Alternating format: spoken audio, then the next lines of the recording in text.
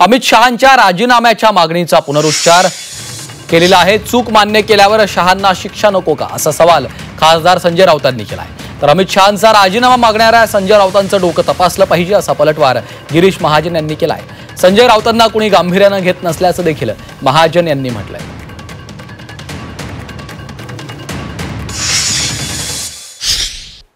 जे हत्याकांड घडलंय काश्मीर मधल्या प्रत्येक हत्याकांडाला गेल्या 10 वर्षातल्या फक्त देशाचे गृहमंत्री अमित शहा जबाबदार आहेत। तरी सुद्धा त्या व्यक्तीला प्रधानमंत्र्यांनी त्यांच्या पदावर का ठेवला हे रहस्य आहे। ते काय चुनचुनके मारू करतात। आमचे लोक चुनचुनकर मारले त्याने तुम्ही राजीनामा दिला पाहिजे, त्यांचा राजीनामा घेतला पाहिजे। मी कालही म्हणालो मला विरोधी पक्षाचा विषय कीव आहे। त्यांनी सगळ्यात आधी अमित शहांचा राजीनामा मागायला पाहिजे, त्यासाठी आवाज उठवायला पाहिजे आणि नंतर समर्थनाच्या गोष्टी केल्या पाहिजे। सरकार डोकं तपासलं पाहिजे। आता आम्ही मशीन लावलेलं MRI नवीन, त्याच्यामध्ये त्यांच्या डोक्याचा आपण मला स्वतः पहिल्यांदा ट्रायल त्याच्या डोक्याची इथेच घ्यावी। ते काय बोलतील त्याचा काही भरोसा आहे का?